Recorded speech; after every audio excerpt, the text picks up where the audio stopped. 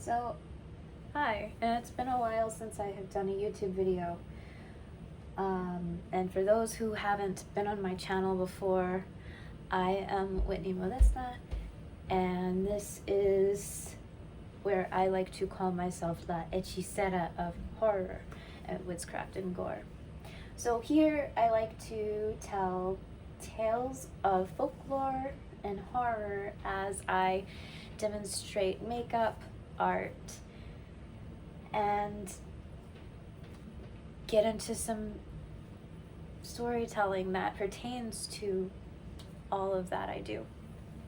But before I get into some of the stories and the story that I'm going to tell today, for those that have kept up with me or know me, I've been pretty busy with life. It's just been happening, different things going on, different kinds of things that I have to take care of. Everyone has life priorities, I guess we should say. But in the midst of that, I've still been creating, doing the things that I know I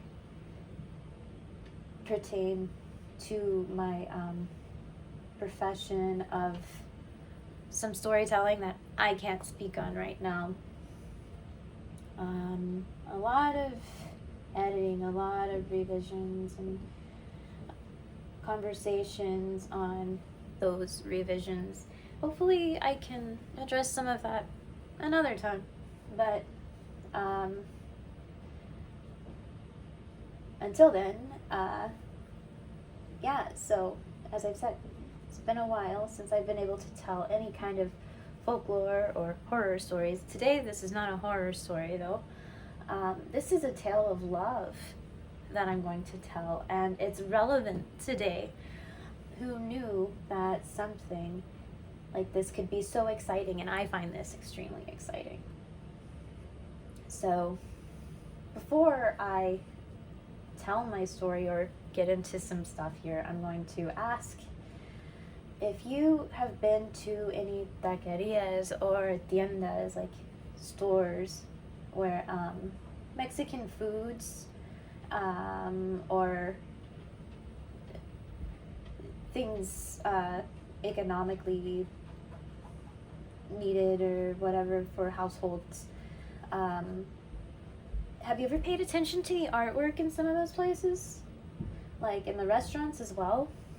Because if you pay attention to some of those restaurants and some of those stores, some of the artwork tells stories, and you don't even know unless you know the legends behind them, right?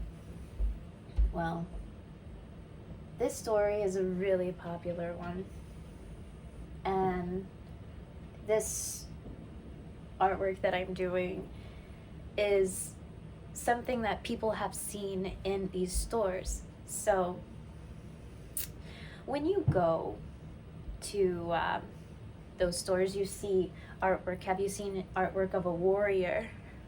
Like they depict him as like this Aztec Nahua warrior, or carrying this woman down a mountain or a volcano.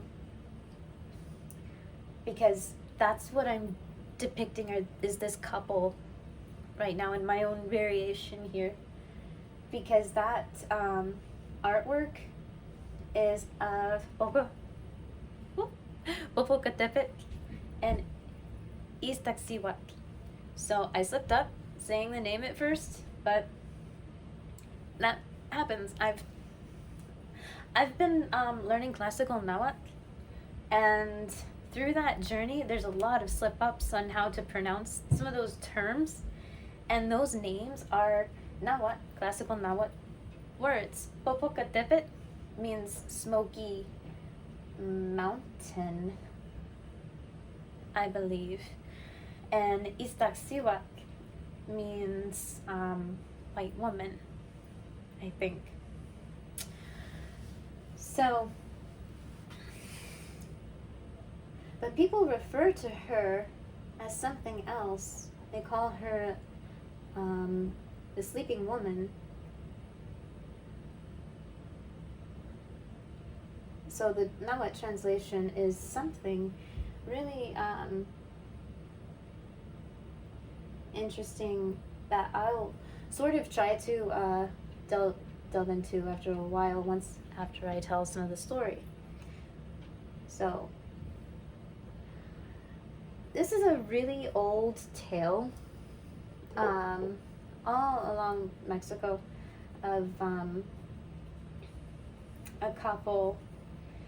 They call it the Romeo and Juliet of Mesoamerica. Personally, I think it's better, but that's just me. So anyway, Popocatepetl and Iztaccíhuatl, they were among the people of Tlaxcala. And she was the daughter of a ruler. And of all the handsome warriors that the ruler had to fight for the communities, Popocatepetl was the one that Iztaccíhuatl had fallen for. And in turn, he fell for her too. They were madly in love. And Popocatepetl decided to ask her father for her hand in marriage. And her father had said to Popocatepetl, of course, he would love to have his daughter's hand in marriage. But there's a condition. You see, there was a war brewing, and Popocatepetl had to go and fight in this battle. And so Iztaccíhuatl's father had said the condition was he'd have to return from battle. Popocatepetl had to go off, and if he was victorious in this battle, and if he had returned, then of course he could have his daughter's hand in marriage. Determined, Popocatepetl had left, and he had fought. And while he was away, Iztaccíhuatl, she had other men that were very jealous of him. I guess you would say, like, they wished that they were her suitor instead of Popocatepetl. What did she see in him? One was probably thinking that she doesn't see in me. So this suitor decided to stir some trouble, and then he went up to not Popocatepetl, Iztaccíhuatl, and he ended up telling her a really terrible lie. And he said that Popocatepetl, while he was away in battle and he was killed, and Iztaccíhuatl, she was upset, extremely upset, and she was in disbelief, but she was also considering, the circumstances, what was going on, the chances of someone going off to battle and not returning to home. And she sat with that. And the guy, he had convinced her it was the truth, even though it was a lie. She was brokenhearted, severely distraught. She cried and she wept, and she did not get over the fact of this news that was told to her, that she ended up dying of a broken heart. Now, Popocatepetl, he did survive that battle, and he returned. And when he returned home, he discovered that his love had died. He found out that it was true, that she did die of a broken heart. And he mourned for days. He didn't sleep. He didn't eat. He acted pretty much the same way that she did. And one thing I forgot to mention was that it was said that Iztaccíhuatl, she didn't sleep and she didn't eat either. But Popocatepetl, he instead, he ended up building her grave near, actually outside of Tenochtitlan. And what he did, he decided to carry her body as far away as he could, and to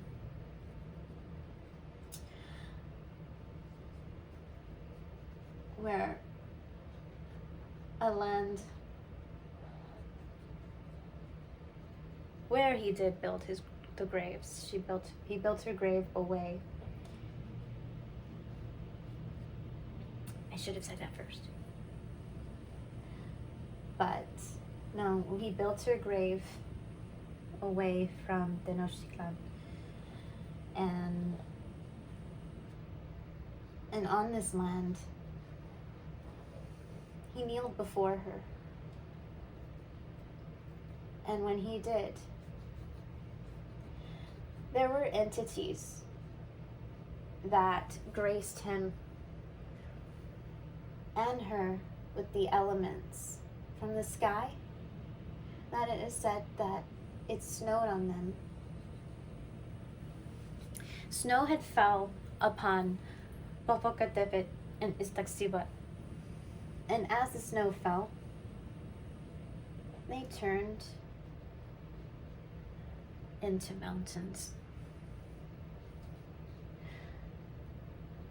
But Popocatepetl was one special sort of mountain.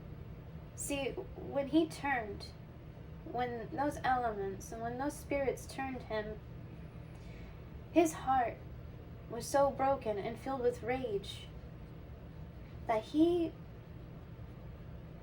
his heart became with some of the earth's elements and turned into fire.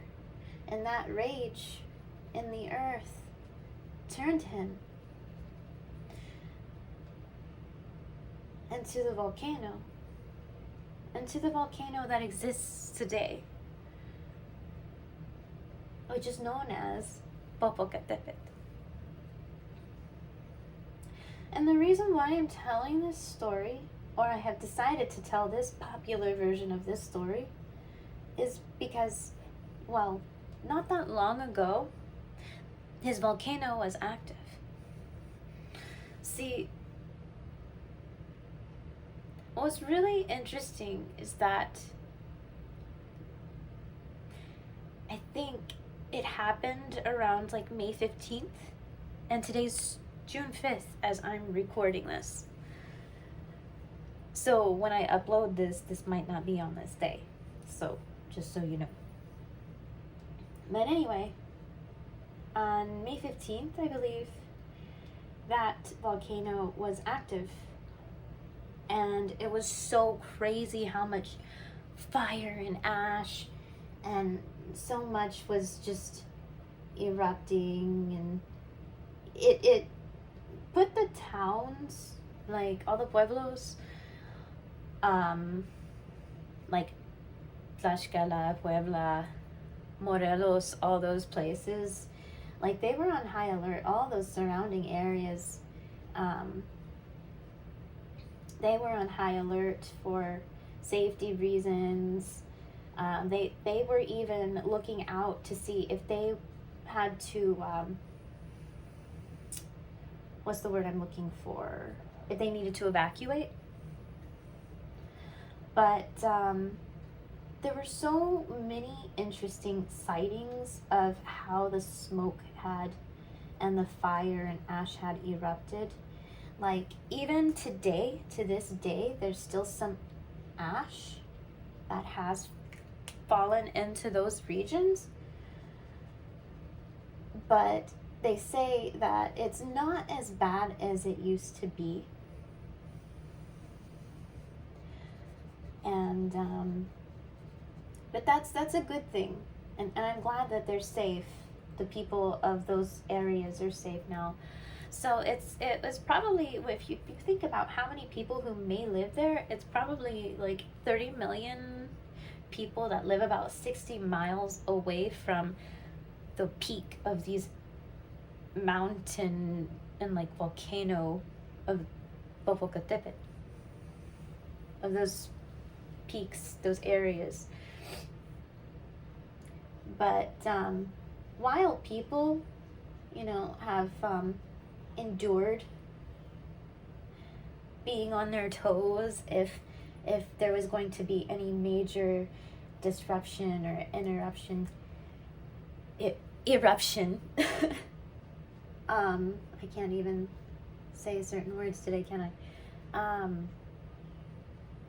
But no, apparently, it's not as bad now. But there have been some incredible photos and videos. I encourage anyone and everyone, if you're interested and you enjoyed this most popular version that I told of Popocatepetl and Iztaccíhuatl, to go look at some of the images on Google and even on YouTube, because I'm going to tell you something I should have said about this story that I'm going to go ahead and say now.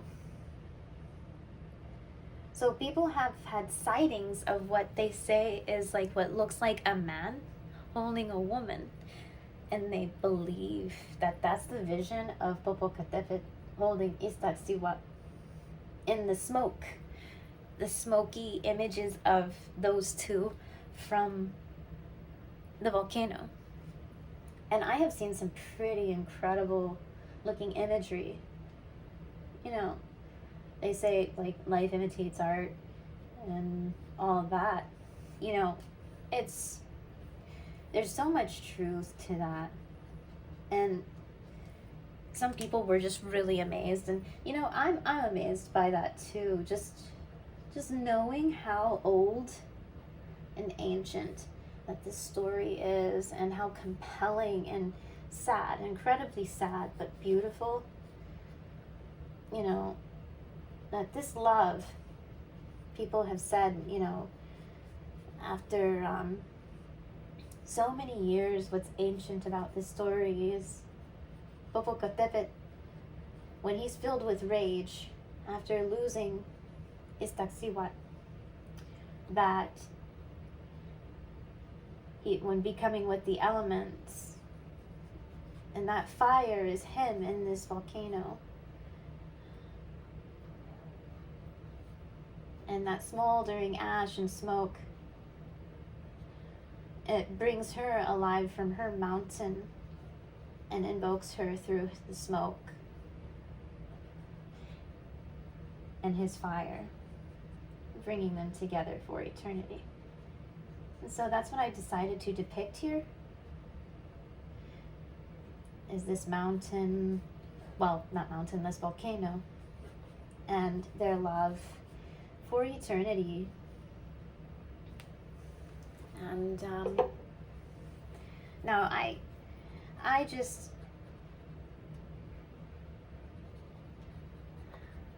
I've been in awe of their story for many, many years, and this is the first time I've ever worked on any sort of artwork pertaining to them. Like,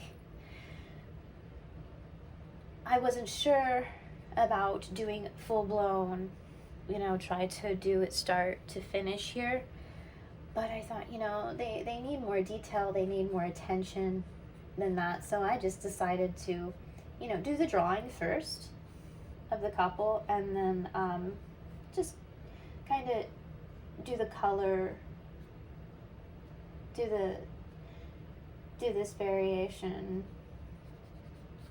and shading here while I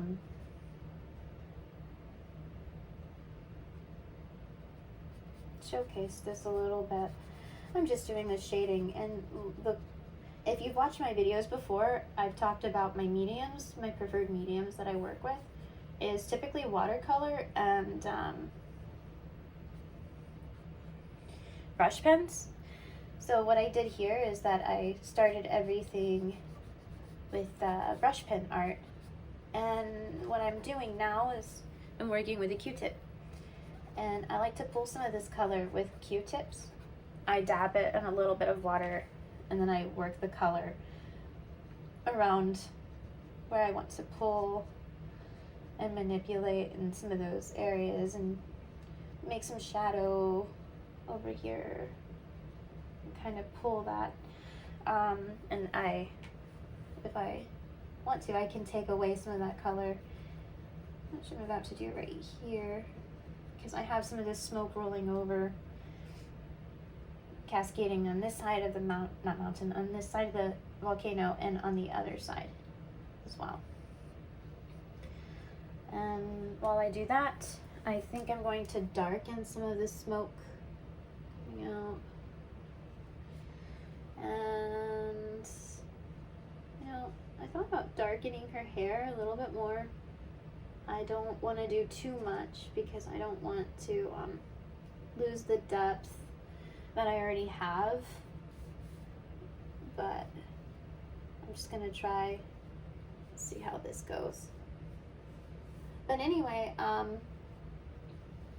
with that story, there's so many other variations.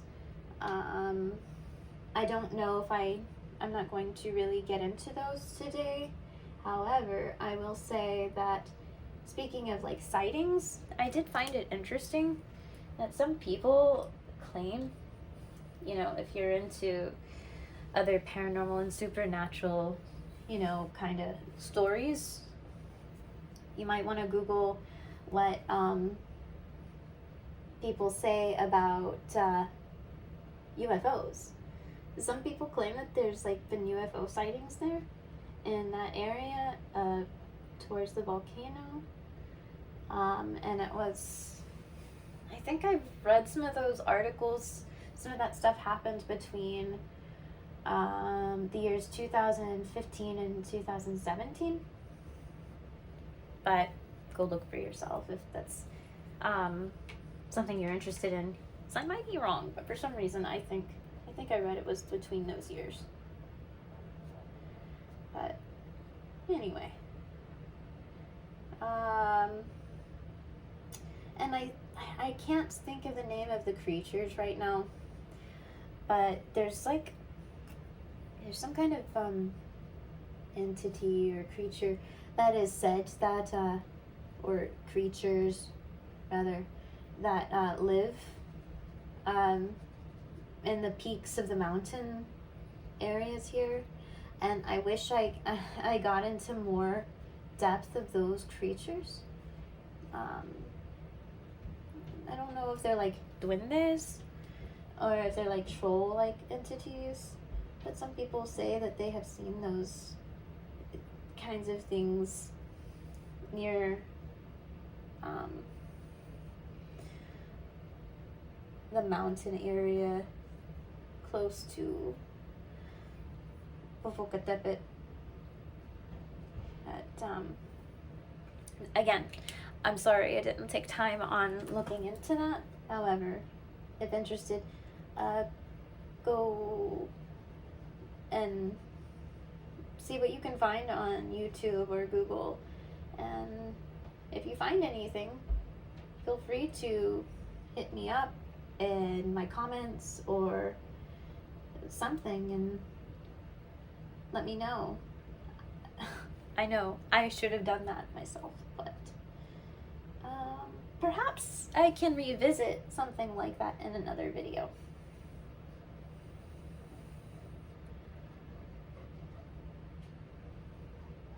But I think I'm almost done here.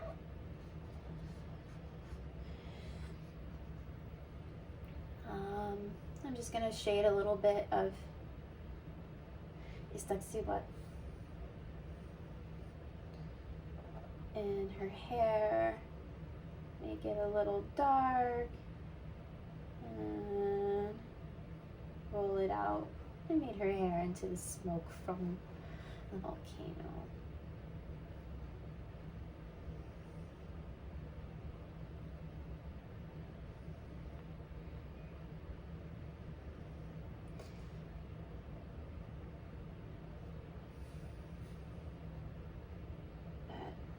Just wanted to do the artwork of these two lovebirds, and I hope you guys enjoyed it.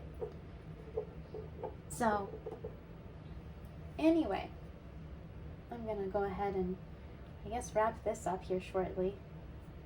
I think this is about done, but no, that's my folklore for today on this episode. And maybe next time I'll do more of a creepy tale. If not, we'll see. And I'm about to sneeze. Excuse me. So anyway, that's it for today. And so I appreciate those of you watching or watch as I worked on Popocatepetl and Iztaccíhuatl. And here it is up close.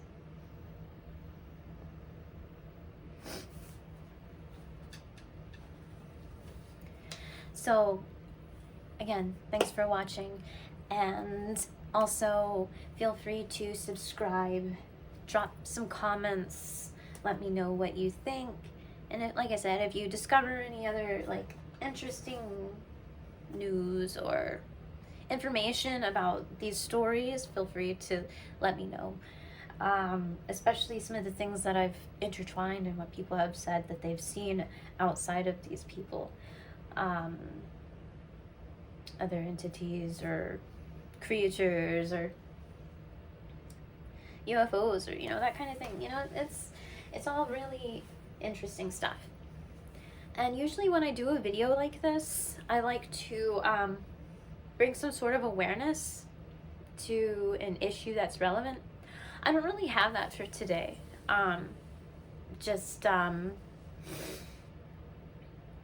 The thing that was relevant is that the peoples of these towns, of these pueblos, they were dealing with something really dangerous, and that's pretty horrific, is to be on edge and you're not sure how nature is going to affect your livelihood.